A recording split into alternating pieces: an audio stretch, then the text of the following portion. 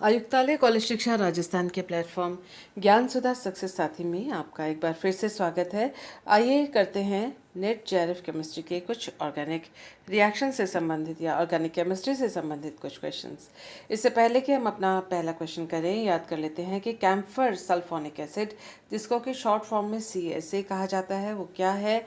वो ये है इसका स्ट्रक्चर।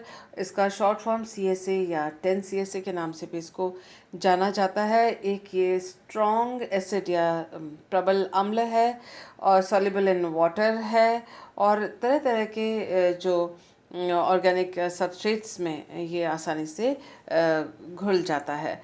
इसीलिए इसका इस्तेमाल कई ऑर्गेनिक सिंथेसिस में, संश्लेषणों में किया जाता है। और इसका एक और यूज़ है कि ये कायरल एमीन्स जो हैं, यानी ऑप्टिकली एक्टिव जो आइसोमर्स हैं, उन दोनों को एमीन्स के वो उनको आपस में एक दूसरे से पृथक्कृत या रिजॉल्व करने के लिए भी इसको काम में लाया जाता है। इसको एक एसिड के रूप में यूज़ किया जाता है रिएक्शंस में और रिसेंटली यानी इन समय में क्विनोलिन के सिंथेसिस में भी इसका इस्तेमाल होता है। तो इन सब बातों को हम ध्यान में रखते हैं। याद कर लेते हैं कि जब प्राइमरी एमीन्स का रिएक्शन एल्डिहाइड या कीटोन के साथ किया जाता है तो शिफ्ट बेस बनता है, जिसमें कार्बन और नाइट्रोजन के बीच में डबल बॉन्ड होता है। इसके अलावा ये याद कर लेते हैं कि नाइट्रोजन जो NH या NH2 यहाँ पर है एमीन, और वो कार्बोनिल जो ग्रुप है, इन दोनों के बीच में रिएक्शन होता है और शिफ्ट बेस जैसे कंपाउंड्स और भी अलग बन सकते हैं। और ये याद कर लेते हैं कि ये जो रिएक्शन है वो एसिड के द्वारा कैटलाइज्ड होता है। क्वेश्चन हमारे पास पहला है, the major product formed in the following reaction is. तो ये रिएक्शन हमें दिया हुआ है और हम देख सकते हैं कि यहाँ पर सिर्फ CSA दिया हुआ है और दिया हुआ है फॉर्मल्डिहाइड, और हमको ये 4 प्रोडक्ट्स में से चुनना है कि कौन सा इसमें प्रोडक्ट बनेगा। जो हम बात कॉमन इसमें देखते हैं कि सबस्ट्रेट में जो नाइट्रोजन के साथ जो ग्रुप जुड़ा हुआ है इन चारों में, उसमें कोई परिवर्तन नहीं आया है। इसके साथ ही हम जो ध्यान दे सकते हैं वो ये कि एक जो कार्बन है वो जुड़ा है, वो इस जगह पे जुड़ा है और जो नाइट्रोजन से जो आप देख सकते हैं, ये रहा नाइट्रोजन, और उसके बाद CH2 तीसरे C पर जो है फिनाइल ग्रुप जुड़ा हुआ है। तो ये रहा नाइट्रोजन, उसके 1 2 तीसरे ग्रुप पे, तीसरे कार्बन पे फेनल ग्रुप है। दूसरा तीसरा ये फर्स्ट सेकेंड एंड थर्ड, तीसरे पे PH ग्रुप लगा हुआ है।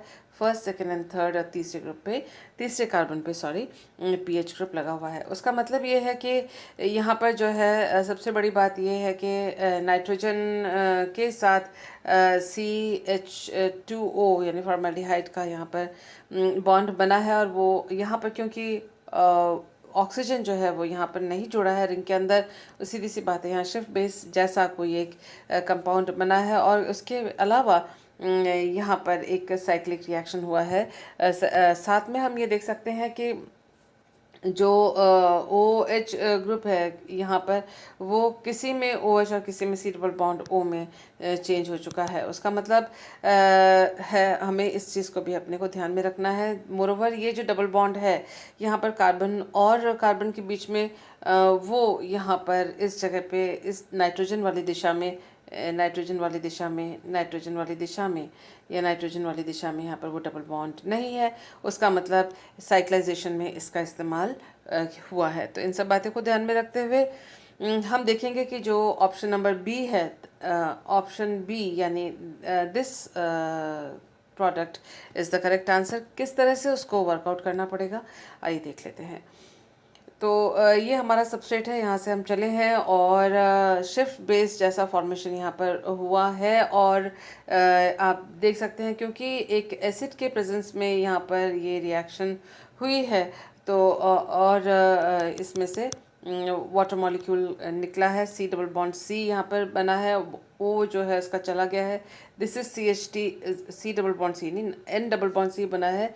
और this is CH2 sorry, this is CH2, वो जो यहाँ पर है CH2। और साथ ही साथ हम देख सकते हैं कि नाइट्रोजन के ऊपर जो है एक प्लस चार्ज आ चुका है। अब जो रिंग क्लोजर के लिए यहाँ पर सिग्माट्रॉपिक रिएक्शन होगा और इस तरह से इलेक्ट्रॉन्स का मूवमेंट हो रहा है, जिससे कि आप देख सकते हैं कि नाइट्रोजन के ऊपर प्लस चार्ज अभी भी रहा है और कार्बन कार्बन के बीच में जो CH2 और CH2 एक बॉन्ड बन रहा था सभी प्रोडक्ट्स में, वो CH2 यहाँ पर सिग्मा ट्रॉपिक रिएक्शन से आ गया है। किस प्रकार से हुआ है? ये 1 1, ये 2, ये 2 एंड दिस इज 3 एंड 3। तो 1 1 से ये जो सिग्मा बॉन्ड है वो 3 3 पोजीशन पे आके शिफ्ट हो गया है, जैसा कि आप यहाँ पर सिग्मा ट्रॉपिक रिएक्शन के दौरान देख रहे हैं। अब इसके बाद आप देख सकते हैं कि जो है ये क्योंकि नाइट्रोजन के ऊपर प्लस चार्ज यहाँ पर अभी भी है, तो that has to be removed.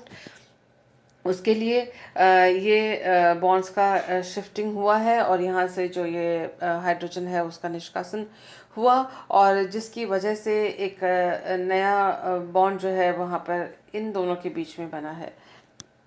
ये जो पीएच वाला जो कार्बन है और ये नाइट्रोजन है उसके बीच में बना है, क्योंकि पाई बॉन्ड के इलेक्ट्रॉन्स नाइट्रोजन ने अपने ऊपर लिया और वो न्यूट्रलाइज हो गया और इन दोनों के बीच में एक बॉन्ड बना है। आप देख सकते हैं 1 2 3 4 एंड 5। तो ये 5 मेंबर्ड रिंग यहाँ पर बना है। साथ ही आप देख सकते हैं कि ये जो पाई बॉन्ड है वो डिमिनिश हो गया है, ख़त्म हो चुका है, और वो उसकी जगह पे एक सिग्मा बॉन्ड इन दोनों के बीच में आ गया है। तो ये रहा है वो पाई बॉन्ड जो यहाँ से शिफ्ट हुआ है, ये नया पाई बॉन्ड बना है। इस पाई बॉन्ड के इलेक्ट्रॉन्स नाइट्रोजन ने ले लिए, इसके ऊपर से प्लस चार्ज हट गया और C डबल बॉन्ड वो यहाँ पर आया, ताकि यहाँ दो काम है यहाँ पर। एक तो जो इनॉल फॉर्म से कीटो फॉर्म ज़्यादा स्टेबल है, उसके साथ ही जो यहाँ पर जो हाइड्रोजन है वो हटा है और एक रिंग का फॉर्मेशन यहाँ पर हुआ है और वैलेंसीज जो है वो बैलेंस हो गई हैं। तो इस तरह से हम इस प्रोडक्ट तक पहुँचे। ये हमारा आंसर था और ये इसका एक्सप्लेनेशन। नेक्स्ट क्वेश्चन करने से पहले वुडवर्ड हॉफमैन रूल को याद कर लेते हैं। इसके बारे में कई सारे क्वेश्चंस जैम और नेट में आते हैं। ये इलेक्ट्रोसाइक्लिक रिएक्शन का वुडवर्ड हॉफमैन रूल है। अगर आपको ऐसा लगता है याद करना मुश्किल है, ज़रा सा इतने से को आप याद कीजिए। ये जो पाई इलेक्ट्रॉन्स हैं वो ओपन चेन जो कंपोनेंट होता है वुडवर्ड हॉफमैन इलेक्ट्रोसाइक्लिक रिएक्शन का, उसका ओपन चेन कंपोनेंट के पाई इलेक्ट्रॉन्स को यहाँ पर लिखा जाता है। आपको सिर्फ इतना सा याद करना है कि अगर ओपन चेन कंपोनेंट में 4n पाई इलेक्ट्रॉन्स हैं तो thermally allowed reaction conrotatory होगा या कॉन रोटेटरी थर्मली अलाउड होगा। इसका जस्ट ऑपोजिट है फोटोकेमिकल, इसके लिए कि अगर फोटोकेमिकल होगा तो डिसरोटेटरी। उसी तरह से ये जो रूल है 4n+2 के लिए एकदम रिवर्स है। थर्मली जो है वो डिसरोटेटरी है, जबकि यहाँ पर ये कॉन है, और यहाँ पर जो फोटोकेमिकल है वो कॉन है, जबकि यहाँ 4n के लिए ये डिस था। तो उसका मतलब आपको जस्ट उल्टा उल्टा लिखना है, ये दोनों सेम, ये दोनों सेम। और इसके साथ ही यहाँ पर 4n लिखेंगे, थर्मली अलाउड लिखेंगे, बाकी ऑटोमेटिकली आपको ध्यान हो जाएगा। ये थर्मली अलाउड लिखा है तो बाकी बचा फोटोकेमिकल, वो यहाँ पर लिखना है। कुल मिला के कहने वाली बात ये है कि ओपन चेन कंपोनेंट में वुडवर्ड हॉफमैन जो रूल है उसमें सिर्फ इतना सा आप याद रखें, आगे का काम अपने आप होता जाएगा। तो thermally allowed, conrotatory, 4n pi, इसको याद रखते हुए आइए देखते हैं इसको किस प्रकार से हम अप्लाई कर सकते हैं। ये हमारे पास एग्जांपल है ओपन चेन कंपोनेंट का। इसमें 1 2 3 4 चार जो है पाई इलेक्ट्रॉन्स हैं इसके अंदर, उसका मतलब 4n पाई इलेक्ट्रॉन सिस्टम है। हीट के साथ जो रिएक्शन होती है वो होती है स्टीरियोकेमिस्ट्री कॉन रोटेशन की। अगर हीट है और चार जो है पाई इलेक्ट्रॉन्स हैं तो उसका मतलब ये जो इसके psi1 psi2 psi3 and psi4 ये इसके जो मॉलिक्यूलर ऑर्बिटल्स होंगे, चार हमने पाई इलेक्ट्रॉन्स इसको फिलअप किया तो ये HOMO होगा। रिएक्शन में HOMO काम में आएगा। हमें ये भी मालूम है कि एक ही तरह के जो साइन वाले लोब्स होते हैं, एक ही प्रकार के लोब्स होते हैं, वो आपस में जब ओवरलैप करते हैं तभी सक्सेसफुल सिग्मा बॉन्ड या successful overlapping successful bond formation होता है। अगर हम इन दोनों ग्रुप जो यहाँ पर CH3 हैं उनका देखें तो वो क्योंकि sp2 हाइब्रिडाइज कार्बन है, ये एक ही समान प्लेन पर हैं, ये सारे ये और ये सब एक ही प्लेन पर हैं, एक ही तल पर हैं, तो यहाँ पर उनको हमने एक ही समान तल पर दिखाया हुआ है। अब इसको और इसको आपस में जब हम ओवरलैप करना चाहेंगे तो इसको यूं घुमाएंगे और इसको भी यूं घुमाएंगे, तभी जाके थर्मल कंडीशन में कॉन रोटेशन होता है। और आप देख सकते हैं कि ये और ये आपस में ओवरलैप होंगे, लेकिन इसके साथ ही जैसे ही हमने इसको मोड़ा तो ये जो सीधा तल पे था, इसके साथ वो ऊपर हो गया, और इसको अगर हमने यूं मोड़ा, जो ये सीधे तल पे था वो नीचे की तरफ हो गया। ये हो गया ऊपर की तरफ और ये हो गया नीचे की तरफ, जैसा कि हम यहाँ पर इस डायग्राम में भी देख रहे हैं। इसलिए ये ऊपर की तरफ चला गया, ये नीचे की तरफ चला गया। अगर हमने इसको इस फॉर्मूले में लिखना है तो दोनों हम देख सकते हैं, एक ऊपर एक नीचे, यानी दो ऑपोजिट साइड्स में हमने ये जो ग्रुप्स थे कॉन रोटेशन के बाद थर्मल कंडीशन में 4n pi electron system open chain के लिए इलेक्ट्रोसाइक्लिक रिएक्शन के बाद ये दोनों ग्रुप जो हैं ऑपोजिट डायरेक्शन में हो जाएंगे अगर सिस्टम 4n पाई इलेक्ट्रॉन्स का है और कॉन रोटेशन थर्मल कंडीशन में हो रहा है। सेम टू सेम हम अगर फोटोकेमिकल अलाउड रिएक्शन है, ये भी आप देख सकते हैं कि 4n पाई इलेक्ट्रॉन सिस्टम है। और जैसे ही हमने इसको फोटोकेमिकल किया तो ये चला गया अपर उसमें अपर लेवल में, एंड आप एक्साइट होकर इलेक्ट्रॉन एक यहाँ डबल दो इलेक्ट्रॉन्स थे, उनमें से एक ऊपर चला गया ड्यू टू फोटोकेमिकल एक्साइटेशन। और जो साई 3 है वो हमारा HMO हो गया। साई 3 को हमने इस प्रकार से लिखा, ये दोनों एक ही तल पर है क्योंकि ये डबल बॉन्ड सिस्टम है sp2 हाइब्रिडाइज्ड कार्बन का। और आप देख सकते हैं कि ये जो लोब है और ये लोब दोनों एक ही प्रकार के हैं, क्योंकि साई 3 में ये दोनों एक ही प्रकार के लोब हैं। और हमें इसलिए मालूम है कि साई 3 उसका मतलब नंबर ऑफ नोड्स होगा 2।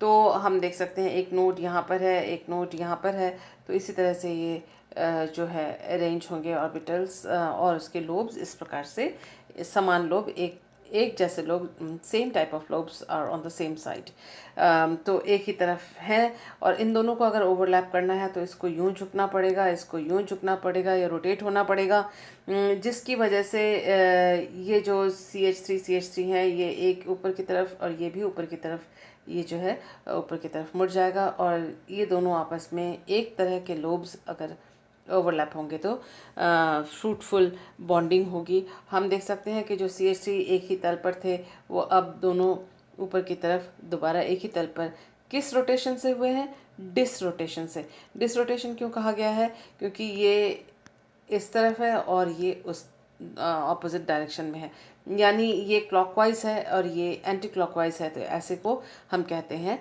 Dish rotation. जब दोनों एक ही दिशा में हो तो उसको कहते हैं हम कॉन रोटेशन। तो इस तरह से डिस रोटेशन के द्वारा दोनों ग्रुप्स जो हैं वो एक ही तल में आ गए हैं, चाहे आप इसको अबव द प्लेन लिखें, चाहे आप इसको बिलो द प्लेन लिखें। अगर आपने क्या कहते हैं दूसरी तरह का एग्जाम्पल कुछ लिया हुआ होगा तो उसको आप रिवर्स करके आप बिलो द प्लेन या अबव द प्लेन लिख सकते हैं। कुल मिला के समझने वाली बात यह है कि दोनों ग्रुप्स जो होंगे वो एक ही तल पर होंगे अगर ये डिस रोटेशन है और 4n पाई इलेक्ट्रॉन सिस्टम है और फोटोकेमिकली अलाउड रिएक्शन है। तो इस बात को ध्यान में रखते हुए let's do the next question. The major product formed in the following transformation is. तो ये हमको दिया हुआ है रिएक्शन, और हमने देखा कि FeCl3 इसके अंदर है।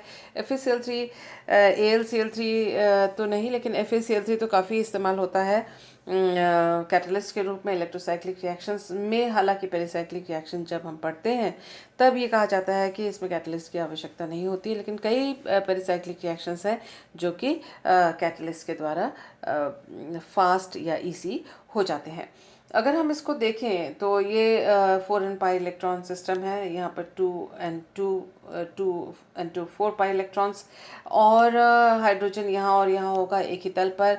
और क्योंकि यहाँ पर इन्होंने लाइट वगैरह कुछ लिखा नहीं हुआ है, उसका मतलब ये रिएक्शन जो है थर्मल रिएक्शन होगी। ये सिस्टम जो है कि हीट ये लिखते नहीं हैं, लेकिन जैम और नेट में जो क्वेश्चंस आते हैं अगर हीट नहीं लिखा हुआ है तो फिर वो हीट का ही रिएक्शन है। लेकिन अगर उन्होंने लाइट लिखा हुआ है तो ये पक्का है कि वो लाइट का रिएक्शन फोटोकेमिकल रिएक्शन है। कुछ नहीं लिखा हुआ है तो वो थर्मल रिएक्शन होगा, और अगर इन्होंने दे ही दिया है थर्मल कंडीशन तो थर्मल तो है ही। तो अगर कुछ नहीं लिखा हुआ है तो we take it as thermal condition. और अभी हमने देखा 4n पाई इलेक्ट्रॉन सिस्टम है, थर्मल कंडीशन है, उसका मतलब कॉन रोटेशन होगा। और कॉन रोटेशन में जो दोनों ग्रुप्स हैं वो एक ऊपर और एक नीचे हो जाता है। तो गलत ये गलत, इन दोनों में से कौन सा है? सी और डी में से कैसे पहचान करेंगे? आइए इसके लिए हम इसको वर्कआउट कर लेते हैं। आंसर इसमें डी है। देखिए यहाँ तक इस तरह से पहुँचे हैं। ये अपना कंपाउंड है FeCl3 के प्रेजेंस में। FeCl3 ने ऑक्सीजन के साथ इस तरह से बॉन्ड बनाया और फिर आप देख सकते हैं कि ये दोनों हाइड्रोजन एक ही तल पर हैं। कॉन रोटेशन हुआ है। हमने वुडवर्ड हॉफमैन रूल का इस्तेमाल किया और उसके बाद हम देख सकते हैं कि एक डबल बॉन्ड था। वो डबल बॉन्ड का यहाँ होना क्यों ज़रूरी है? क्योंकि एक जैसे ही ये इलेक्ट्रॉन्स, ये बॉन्ड का फॉर्मेशन हुआ है, उसी के साथ ही यहाँ पर एक प्लस चार्ज या पॉजिटिव चार्ज जो है वो क्रिएट हो गया है। क्योंकि आप देख सकते हैं ये पाई बॉन्ड गया तो इस जो कार्बन को कुछ हाइड्रोजन नहीं मिला या फिर कोई इलेक्ट्रॉन्स नहीं मिले, कुछ और नहीं मिला, तो it has a positive charge over here, electron deficient हो गया है। और साथ ही ये इलेक्ट्रॉन का मूवमेंट है तो यहाँ पर सिंगल बॉन्ड ओ हो चुका है। और वो इसलिए क्योंकि ये जो पाई बॉन्ड है वो यहाँ पर शिफ्ट हुआ है, तो ऑक्सीजन जो है 2 बॉन्ड से ज़्यादा, यहाँ ये जो कार्बन है वो 2 बॉन्ड से ज़्यादा नहीं ले सकता है। सॉरी, कार्बन जो है वो 4 बॉन्ड से ज़्यादा नहीं ले सकता है। तो बॉन्ड को बैलेंस करने के लिए ये इलेक्ट्रॉन्स यहाँ पर गए और इस तरह से यहाँ पर डबल बॉन्ड एक क्रिएट हुआ, जिसकी वजह से यहाँ पर एक सिंगल बॉन्ड ये वाला बना है। ये डबल बॉन्ड हट गया है और यहाँ पर जो है इलेक्ट्रॉन की डेफिशिएंसी यहाँ पर हुई है। तो इसको बैलेंस आउट करने के लिए यहाँ पर ये ग्रुप यहाँ से निकल जाता है, अपने बॉन्ड के इलेक्ट्रॉन्स इन दोनों के बीच में दे जाता है और यहाँ पर एक नया डबल बॉन्ड क्रिएट होता है। उसके बाद आप देख सकते हैं क्योंकि एज अ कैटलिस्ट ये यूज़ हुआ है तो ये FeCl3 भी यहाँ से निकल जाएगा, वर्कअप होगा। और हमने जब यहाँ पर पेरिसाइक्लिक रिएक्शन किया है, इलेक्ट्रोसाइक्लिक रिएक्शन किया है, तो एक अबव द प्लेन और एक बिलो द प्लेन, इसका ये कॉन्फॉर्मेशंस, इसका ये जो स्टीरियोकेमिस्ट्री इस तरह से होगी। तो हम देख सकते हैं कि यहाँ पर एक डबल बॉन्ड क्रिएट हुआ है और इस प्रकार से जो है ये हमारा प्रोडक्ट बना है। सो हम यहाँ क्रॉस चेक कर लेते हैं। ये देखिए यहाँ पर ऑक्सीजन के साथ ये साइड में कॉन्जुगेशन में यहाँ पर डबल बॉन्ड है, C डबल बॉन्ड O के साथ।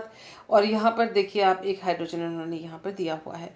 यहाँ पर हाइड्रोजन कतई कहीं से भी नहीं आ सकता क्योंकि हाइड्रोजन डोनेशन कहीं से भी नहीं हो रहा है और इस ग्रुप को रिमूव होना ही होगा ताकि यहाँ डबल बॉन्ड बन सके।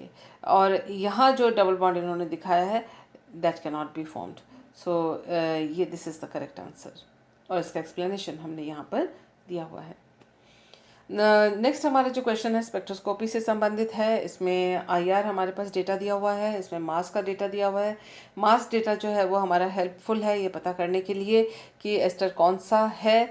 और क्योंकि 1740 इसमें दिया हुआ है तो हम जानते हैं कि 1740 जो है वो सिंपल एस्टर का होता है। सिंपल एस्टर ये हो चाहे ये हो। अल्फ़ा बीटा अनसैचुरेटेड जो एस्टर होता है उसका जो है 1730 से नीचे में पीक आता है।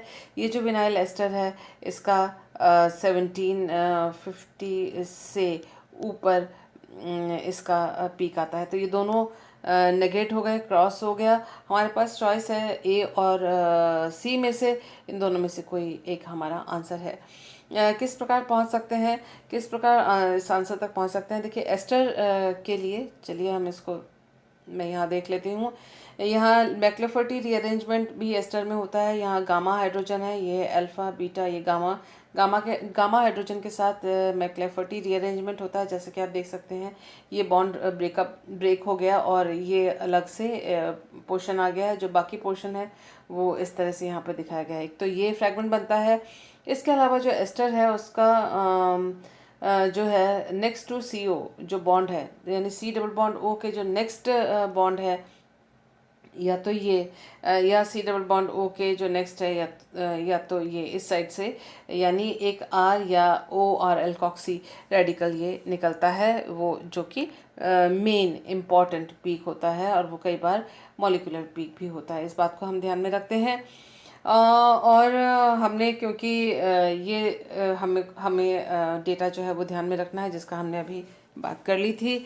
और हम जब इस एस्टर का जो ऑप्शन नंबर ए है उसका जब हमने इसका को ब्रेक किया, ये देखिए अल्फ़ा जो है सी डबल बॉन्ड ओ के साथ वाला जो बॉन्ड है वो अगर टूटता है तो आप देख सकते हैं कि ये जो हिस्सा है वो 71 मास का है। अब इसका मास कैलकुलेट कर सकते हैं कॉपी पेन लेकर।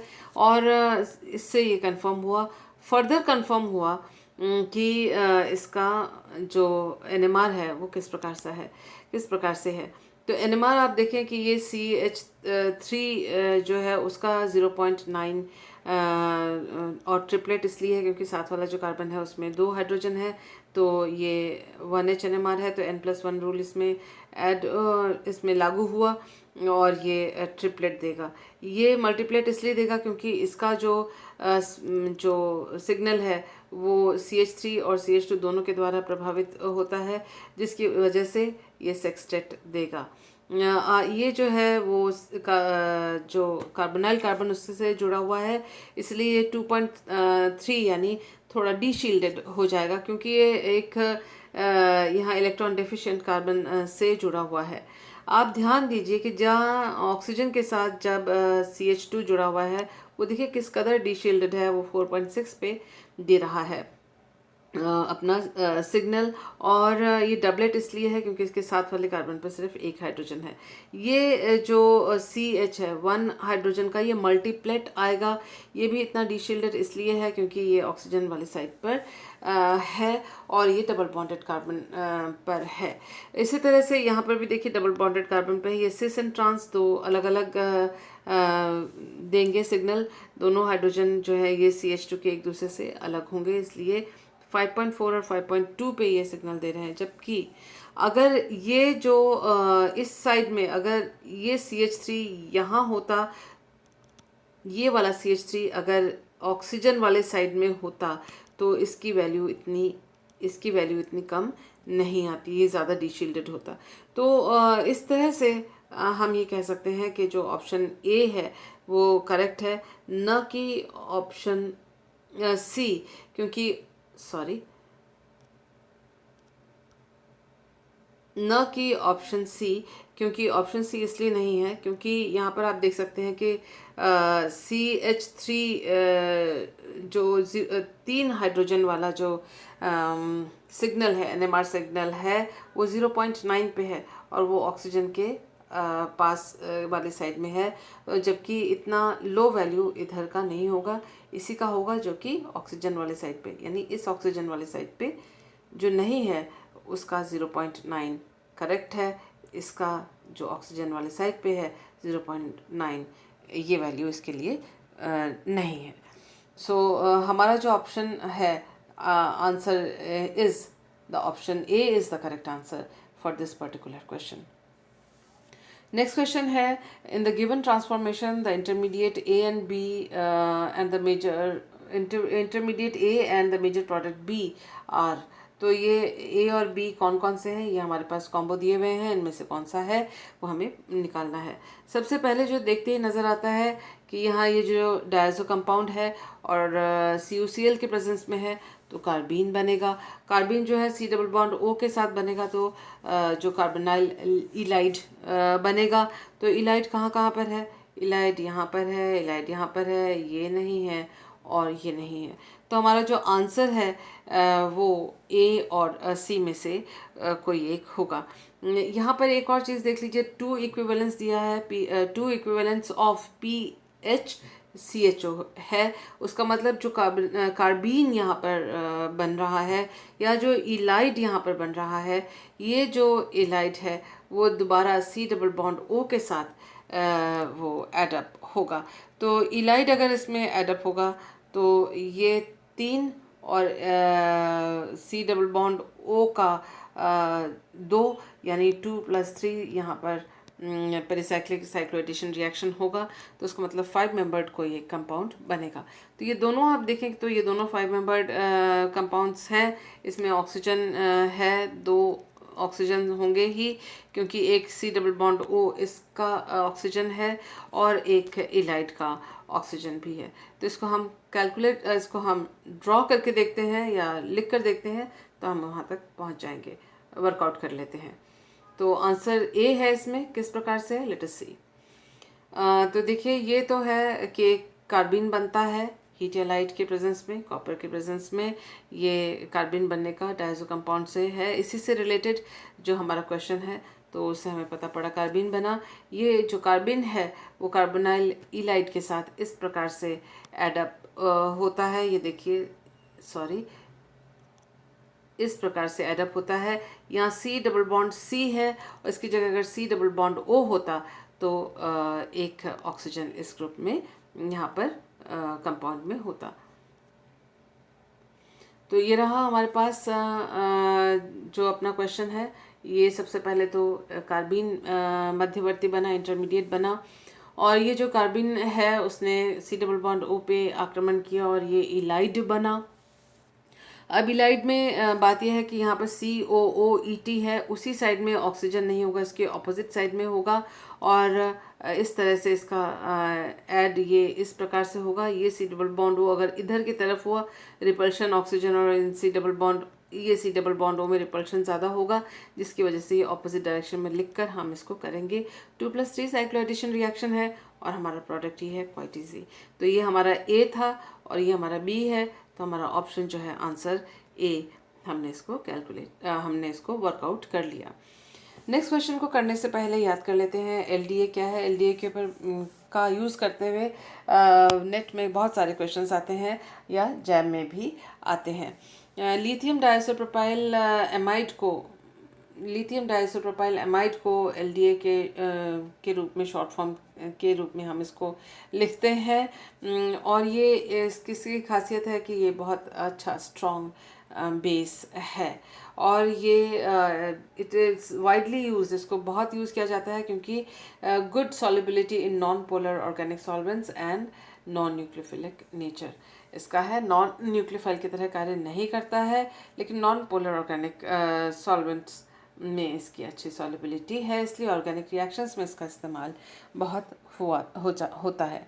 The major product form in the following reaction, ये जो क्वेश्चन है इसमें पूछा गया है कि ये अपना इन्होंने दिया हुआ है रिएक्शन के रिएजेंट्स दिए हुए हैं, प्रोडक्ट इनमें से चारों में से कौन सा है वो पूछा। अगर आप ध्यान से देखें तो यहाँ एक बेस का इस्तेमाल किया गया है और यूज़ किया गया है PHCH2Br का।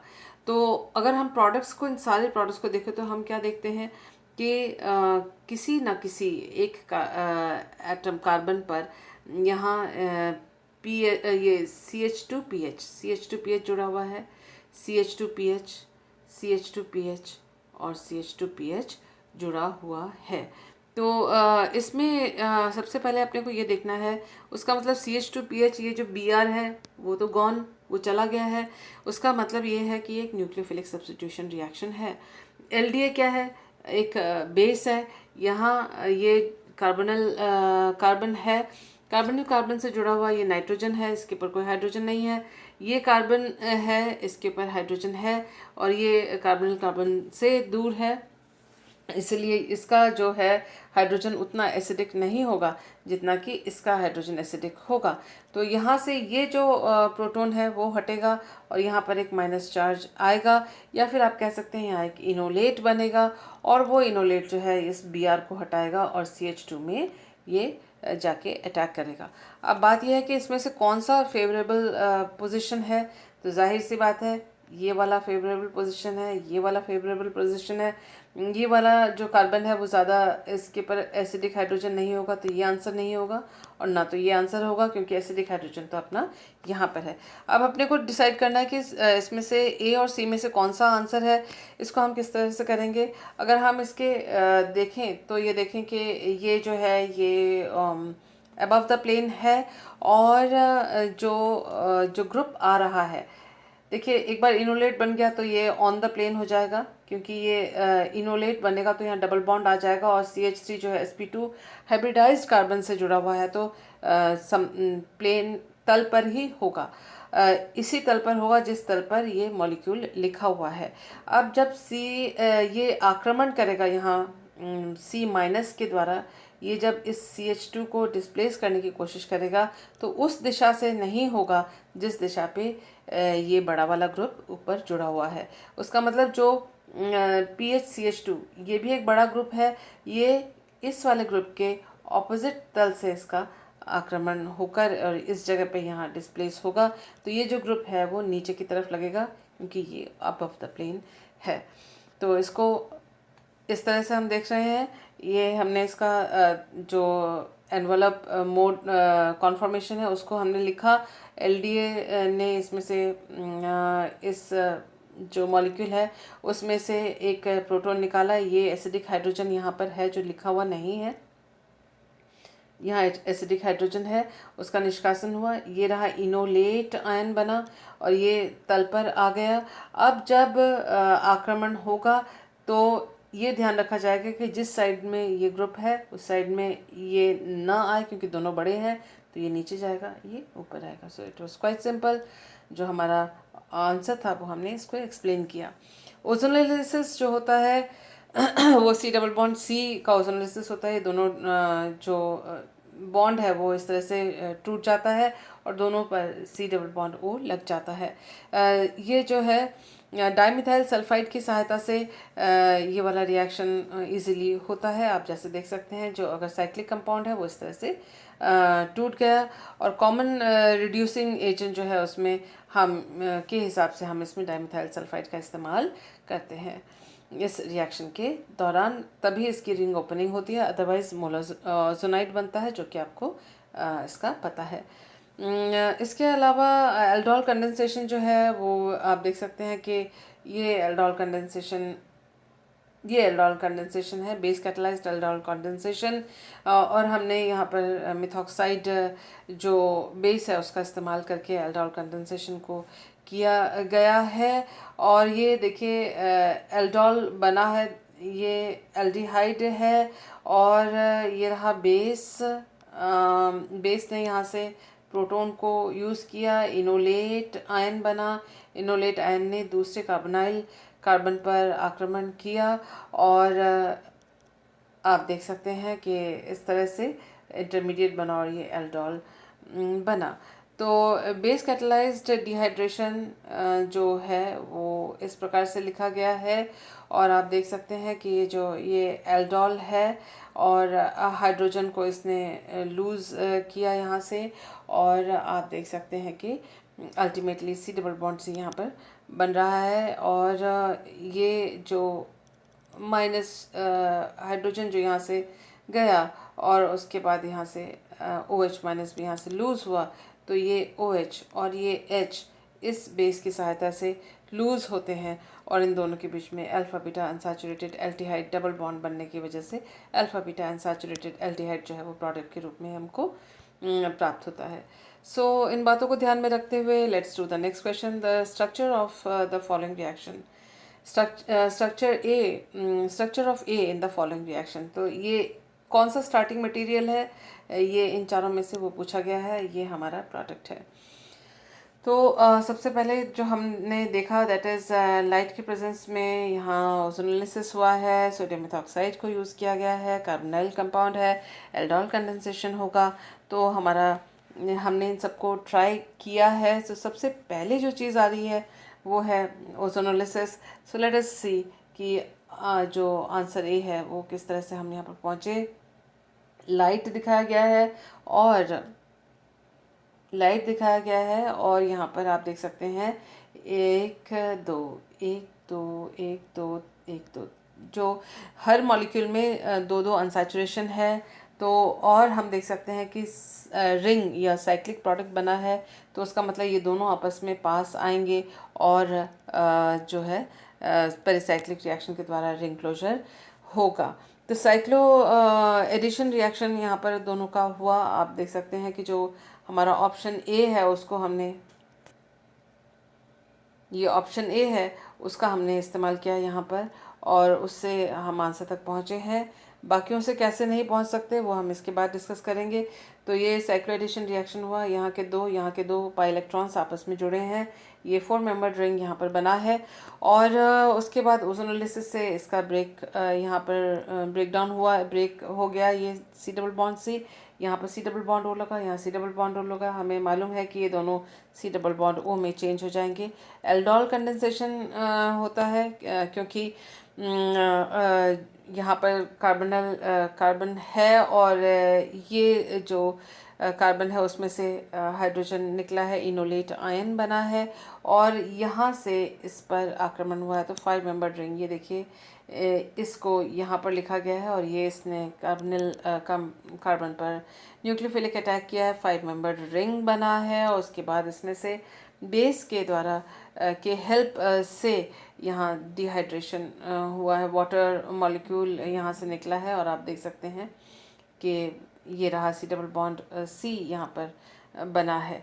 तो उसका जो मेथड है वो इस तरह से है कि ये हाइड्रोजन यहाँ से गया, इथॉक्साइड आयन से इनोलेट आयन बना है और फिर वापस यहाँ पर इस तरह से इलेक्ट्रॉन्स के मूवमेंट से और OH के निष्कासन से एक बार H यहाँ से और उसके बाद OH यहाँ से, दोनों के जाने के बाद यहाँ टोटल डबल बॉन्ड यहाँ पर क्रिएट हुआ है।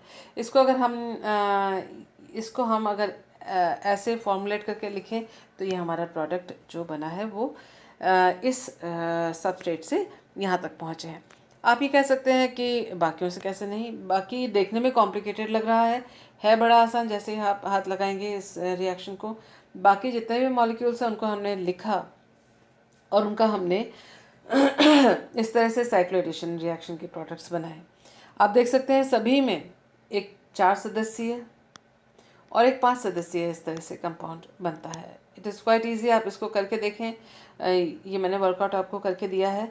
तो ये इस यहाँ तक पहुँचेंगे। जब इसका आप ओजोनोलिसिस करेंगे तो ये जहाँ पे भी डबल बॉन्ड है उसकी जगह सी डबल बॉन्ड हो आपने लिख दिया है इस प्रकार से। और फिर जब आप इसका आप देखेंगे कि इसका जो एल्डोल कंडेंसेशन कहाँ से होगा, तो आप किसी भी हालत में देखिए ये जो सी डबल बॉन्ड है उससे जुड़ता हुआ पहला कार्बन ये है, तो यहाँ ये एल्डोल कंडेंसेशन अगर इसके ऊपर करेगा 3 सदस्यीय वलय बनेगा। ये सी डबल बॉन्ड ओ जो बना है उससे पहला कार्बन ये है, इस पे हाइड्रोजन है, तो यहाँ से इनोलेट बनेगा तो ये भी 3 सदस्यीय बनेगा। और यहाँ जो है वो 5 सदस्यीय तो बनेगा, लेकिन जो डबल बॉन्ड है वो जो कॉन्जुगेशन में आ रहा है, जो कि आप देख सकते हैं कि ये जो डबल बॉन्ड है वो सी डबल बॉन्ड के कॉन्जुगेशन में और इस वाले ऑक्सीजन से एक CH2 की दूरी में है, वो पोजीशन डबल बॉन्ड की जो है ये इसमें नहीं आएगी। तो हम इस तरह से कह सकते हैं कि जो ऑप्शन ए है that was the correct answer. ये भले ही आपको देखने में बड़ा लगे, लेकिन जैसे आप क्योंकि नेट का एग्जामिनेशन दे रहे हैं, रिएक्शन की प्रैक्टिस आपकी फास्ट होगी, तो इसको करते ही आपको नज़र आ जाएगा कि यहाँ से नहीं बनेगा। ये 3 सदस्यीय वाले हैं, बनेंगे तो वो तो आप क्रॉस कर ही देंगे। इसका जैसे ही प्रोडक्ट बनाएंगे ये आप खुद कीजिए, आपके लिए मैंने छोड़ा है, इसको आप खुद कीजिए। करते ही आप देखेंगे कि जो प्रोडक्ट से इसका मैच डबल बॉन्ड नहीं हो रहा। सो आई होप जो है आपका ये प्रैक्टिस सेशन सही रहा होगा। Thank you for being with me.